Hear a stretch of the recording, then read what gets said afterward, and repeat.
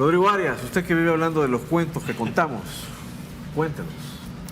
Vamos, el ser humano siempre necesita ese tipo de héroes en que, vamos a ver, que siempre hubo relatos de guerras, siempre hubo relatos de Alejandro Magno, en la época reciente de los grandes generales de la época de Napoleón, después Segunda Guerra Mundial, y, bueno, tantos relatos que capturan la imaginación porque al final son los que definen nuestra comunidad, este es tu país, este.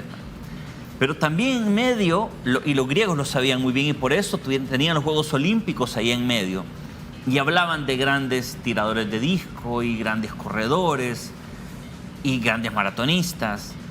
Entonces, en medio de eso tiene que haber otro tipo de héroes, no solamente aquellos de la guerra, también tienen que haber héroes de la inteligencia, tienen que haber dioses del amor o de la tragedia, y el deporte calza en eso, es parte de nuestra necesidad de tener historias que nos expliquen quiénes somos. Entonces yo creo que el deporte encaja tan bien en esto, y el mágico es una persona tan particular que es un producto de exportación y es un producto nuestro, que lo inventamos conscientemente, no, que no lo visualizamos como lo visualizan en España tampoco. Yo creo que es de las primeras veces de que al mágico se le romantiza de una manera quizá que solamente se puede hacer con las personas mayores, con nostalgia. En los 80 no podíamos hacer eso, incluso en los 90, pero ahora que ya pasaron 20 años de su retiro y ya está mayor, yo creo que es mucho más fácil, y con personajes así que además no son tóxicos. El mágico no es una persona tóxica. No, claro. Es tan bonito hacer un cuento así, y creo que yo se lo recomiendo una vez más. YouTube, véanlo, porque el mágico la historia está mejor que nunca, mejor que cuando jugaba, así es que yo lo disfruto más ahora. El punto es el siguiente, ¿no? Porque más que cuestionar aquí al mágico, que no es nuestro objetivo, o profundizar sobre tantas anécdotas y leyendas del mágico, yo insisto, es que me parece que el público consumidor de deporte se mueve entre el rebelde es una figura de la que nos enamoramos muy fácilmente, el rebelde. También está el otro, el competidor despiadado, que igual puede que nos identifiquemos con él, el que nos enseña que trabajando duro puedes vencer tus debilidades y triunfar, y con el triunfo viene lo que tú quieras. Este líder, el caudillo, el que él tiene un corazón enorme, que orienta a sus compañeros. Hay un montón como de estereotipos o arquetipos, como les querrá llamar.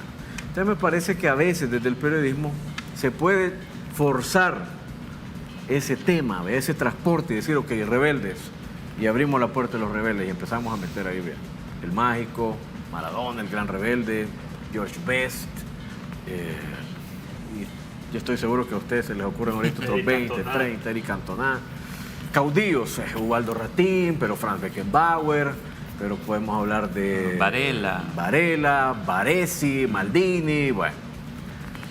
El competidor despiadado, bueno, Michael Jordan, pero bueno, en fin, lo estamos viendo literalmente, pero Cristiano Ronaldo, te puedo hablar de, no sé, si nos ponemos a revisar, vamos a establecer toda esa tipología. Entonces yo de repente me pregunto, ¿qué tan fieles son realmente,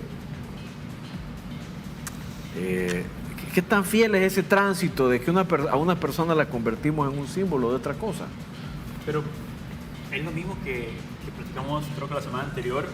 Yo hablé de que normalmente nosotros desde la posición que estamos inflamos o no a diferentes jugadores, y ese término inflar a Eugenio no le gustó, pero creo que es totalmente válido, es totalmente válido en el mundo deportivo.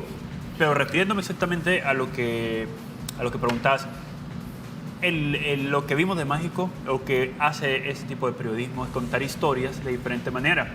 Lo que estamos viendo ahora con Jordan es lo mismo, porque sí, vemos el éxito que tuvo Michael Jordan, pero no vimos, si no nos contaba esta serie todo lo que, por lo menos hasta ahora nos ha contado en 4 capítulos, muchas cosas que ahora desconocía, y todas las cosas que tuvieron que pasar, y todo el entorno, y mostrar eso, contar esas historias desde diferentes puntos de vista, desde los compañeros, desde el periodismo, desde los amigos, desde los familiares. Creo que es lo importante para ver al deportista de este otro ángulo, de este otro modo. Es cierto, nosotros al final vamos a decir, no, este competidor, este es un ganador, sí, pero para ganar su primer título Sí. tuvo que perder bastante. Sí, pero es que aquí está, digo, una cosa es reconstruir el personaje y que te lo armen como con ese contenido que tú mencionas.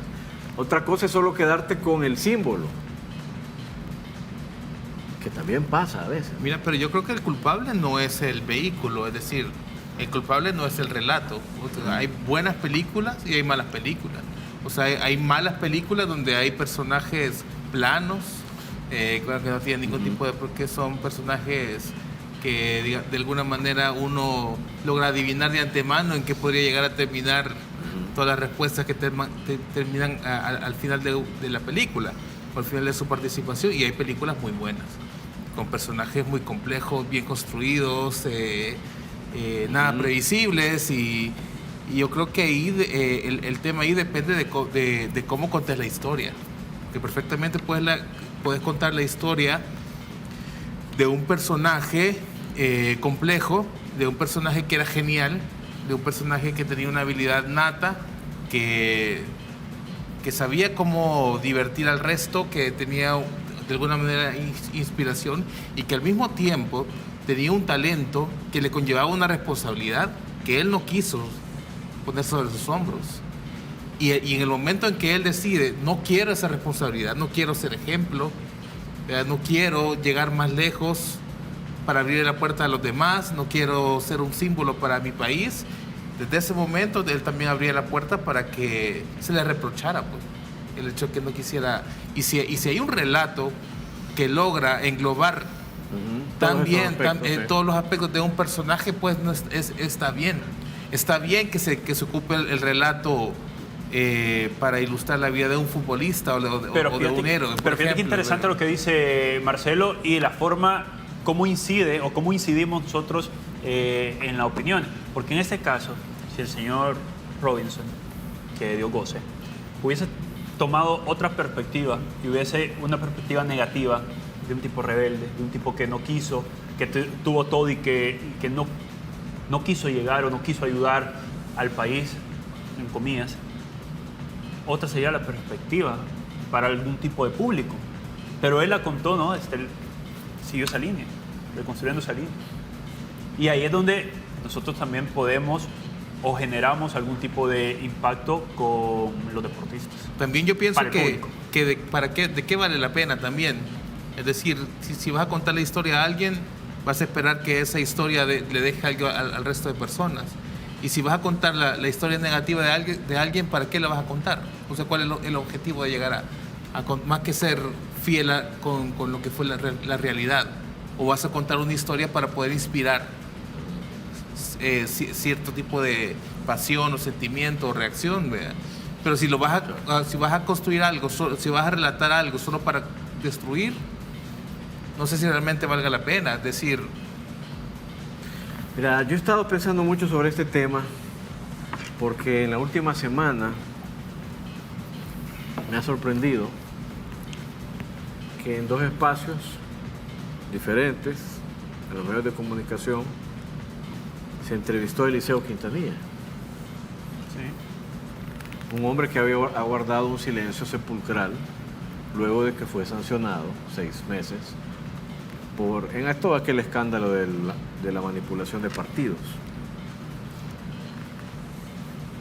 Pero me sorprende aún más que todavía haya resistencia del periodismo por abordar la historia más grande de la que participaron esos jugadores. No van a pasar a la historia por otra cosa más que por haber sido cómplices por omisión o por acción de uno de los mayores escándalos del fútbol mundial. Pero yo he llegado a la conclusión en este momento de mi vida, puede que en unos años piense de otro modo, pero pienso que a veces el periodismo comete un error y es creer que el público no está preparado para conocer la verdad. Creo que a veces se comete ese error desde el periodismo. Entonces he estado un poco confundido con este tema, ¿sabes? Pero creo que con el mágico pasa lo mismo. Ha habido periodistas que se han aproximado al mágico de un modo más profundo. Hay otros a los que probablemente les da un poco de miedo tocar al personaje en su totalidad, ver lo claro y lo oscuro, que es lo que define realmente a la persona. Entonces, de verdad, yo creo que al periodismo deportivo en general y al salvadoreño en particular nos hace falta dejar de arrogarnos el derecho de creer que de pensar por el público. Yo creo que el público tiene que formarse su propia opinión, Rodrigo. ¿Y por qué después de tantos años nadie quiere hablar de este asunto? Yo sigo intrigado por ese tema. Nadie, me refiero a la mayoría. Dirigentes, los jugadores han guardado un silencio absoluto, excepto ahora que sale Eliseo Quintanilla hablando, sabiendo que no lo van a incomodar probablemente con la cuestión. Y desde el mismo periodismo tampoco se quiere ni siquiera revisitar el asunto. ¿Por qué será, Rodrigo? Vamos a ver, no sé si es parte de vergüenza, es parte de que no nos gusta. Vamos a ver, es incómodo. Yo creo que al final es incómodo hacerlo. Yo recuerdo, por ejemplo, después del 82 pasamos 20 años sin hablar de eso. Cierto. Recuerdo cuando a inicios de los 2000 y tuvimos varias conversaciones contigo sobre eso. Mira, llevamos 20 años sin hablar de Hungría. ¿Por qué no hemos hablado de Hungría? O sea, después de esa goleada había muchísima tela que cortar y no se habló por 20 años en este país. Agarramos el cadáver de lo que pasó al armario y... Pues lo mismo ha ocurrido en este caso. Es probable que todavía tenga que pasar otros 10 años para hablar de los amaños. Imagínate. Pero estamos hablando, hace un rato estábamos hablando los cuatro muy cómodos de contar historias. Sí. Pero no todos queremos contar toda la historia. A ver, pero de eso creo que sí hay intenciones, y lo hemos platicado, hay intenciones de tocarlo. Igual y yo detalladamente con lo de Eliseo Quintanilla pude ver uno en redes sociales y creo que se tocó más el personaje futbolístico más allá de ese tema. ¿Y por qué lo separo? Porque sufrió el mismo castigo que sufrió Rodolfo Zelaya, 6 meses.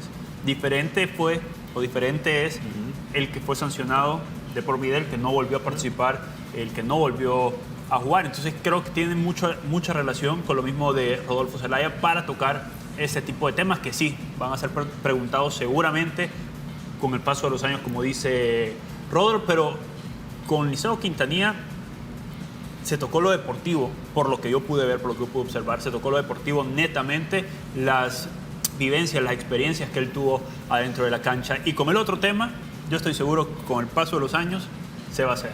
Yo no digo que el periodista no puede elegir qué temas quiere tocar y qué historias quiere contar. Pero si tú me traes a un sobreviviente de los campos de concentración y me traes al torturador de cualquiera de los campos de concentración, hey, yo no me voy a poner a hablar con ellos de cómo es el otoño en Praga, compadre. Yo les voy a preguntar qué sufriste y tú qué crímenes cometiste. Sí. Ya de llegada a la situación, a menos que haya un esfuerzo de querer, de olvidar sin profundizar esa historia. Mira, primero porque es que no creo que sea el caso. Pues, que además es incómodo, también hay una especie de digamos, regla no escrita, me parece que recorre en la gran mayoría de periodistas deportivos del país, que es esa polémica no vende y yo voy a vender, y además el hecho de revisitar te obliga a enfrentarte a la realidad de cómo es el fútbol salvadoreño y por tanto no te permite seguir generando castigos en el aire de cero, es decir, porque la idea es estar dejando atrás los errores y seguir porque si agarramos el cúmulo de errores no te permite estar celebrando y creando ilusiones para el siguiente día, ¿me entiendes? Nunca nos enfrentamos a los errores que pero que mira, se han yo creo cometido y para cerrar nada más, yo creo que nadie, además, muy pocos abordaron realmente el tema de los amaños y muy pocos periodistas realmente conocen qué fue lo que pasó. Es decir, el tema de desconocimiento y de no haber querido en ese momento entrarle profundamente al tema, incluso haber puesto en duda de que eso realmente había pasado una vez, pero habían pasó pruebas. una década, Marcelo. Sí, pero, Ya, pero yo creo- pero nadie nunca se dio cuenta que realmente qué fue lo que pasó. Pero yo creo que el nadie lo tocó, sino que ellos simplemente, la mayoría de periodistas lo que hicieron fue ir a traer a la conferencia de prensa a los castigados y ya está. Pero nadie investigó, nadie hizo preguntas, nadie... A ver, pero yo no creo que sea un tema olvidado, realmente. No es un tema olvidado para nada. Es un tema que siempre está... Cuando se habló de que volvía o no volvía Fito Zelaya, ¿cuál era la discusión? Claro. Yo creo que es un tema no superado en realidad. No es que esté olvidado, no, olvidado no está. Es un tema no superado. Es como cuando ha habido una tragedia en tu familia. Y mientras no se siente la familia a llorar, a darse en los dientes, en la cara y a poner las cosas en su lugar, ese fantasma sigue ahí. Entonces, digo, pues yo sé que todo esto puede sonar un poco ambiguo y un poco etérea la conversación que tenemos, pero yo sigo creyendo, por lo que he visto estos últimos días, que de verdad me ha impactado ver a este personaje, que además es un hombre que, hey, hasta donde sabemos, fue de los pocos que de verdad se portaron como unos patriotas y como unos deportistas y como hombres en esa coyuntura, por cierto. yo creo que... Pero yo digo, hey, ya pasó suficiente tiempo como para que podamos aproximarnos cada quien a su manera, si de verdad queremos hacerle un aporte al país y traer de regreso a esos personajes. Porque yo hoy sí te digo, hace 10 años no lo habría dicho. Creo que lo más importante que hizo Eliseo Quintanilla no lo hizo en la cancha en aquel partido contra Panamá, lo hizo en el camerino intentando que se hiciera justicia y se respetara al país. No lo consiguió, pero libró esa batalla. Pero qué bonito sería que el mismo Eliseo se sienta acuerpado para decirlo. Sería un mensaje muy importante en este momento, Marcelo. No, que creo que esto lo hemos hablado más de alguna vez en los corrillos. Quién sabe dónde son esos pasillos, pero lo conversamos de que no ha habido un futbolista que haya sido castigado de por vida que haya salido a decir, es cierto, No. amañamos partidos, cometimos este error, ¿verdad? Y lo hicimos de esta manera y estamos arrepentidos de haber cercenado la mitad de nuestra carrera futbolística como lo habíamos planificado. ¿Me entiendes? Eso también es una cosa que tampoco permite que la gente termine de entender qué fue lo que pasó. Pareciera que todavía los metieron a la cárcel, los condenaron y ellos siguen diciendo que eran inocentes. Yo sigo creyendo que el fútbol salvadoreño tiene ahí un gran patrimonio. El día que logre que el fútbol nacional entienda y acepte su responsabilidad en que esos jugadores hayan cometido esa falta tan grave, sin eximirlos de responsabilidad de ellos, por supuesto, ese día vamos a tener una gran verdad que puede ser la base del fútbol del futuro de nuestro país, pero hay que entenderlo, y para entenderlo hay que contar la historia o revisitarla en todo caso. ¿Les apetece ver el epílogo del informe Robinson sobre el México? Vamos al epílogo y luego a una pausa. Yo adivino el parpadeo. Desapareció en 1991 y los corazones se pararon en un recuerdo. No hace falta que vuelva, porque de Cádiz mágico no se irá nunca.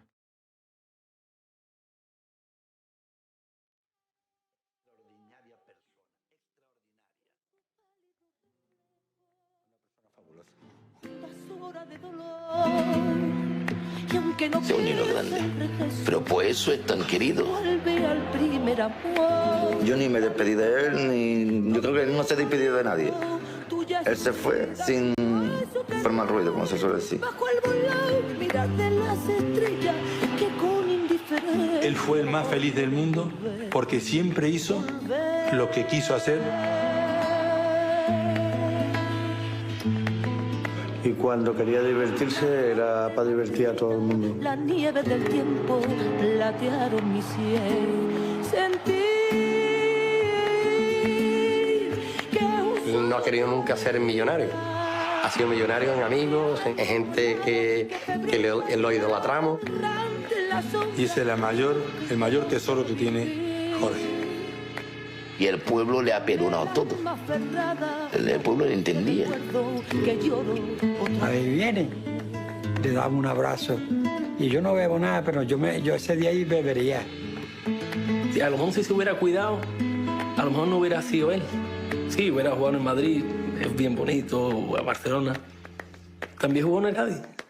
Hizo gloria en el Cádiz. También hace falta gente en el Cádiz.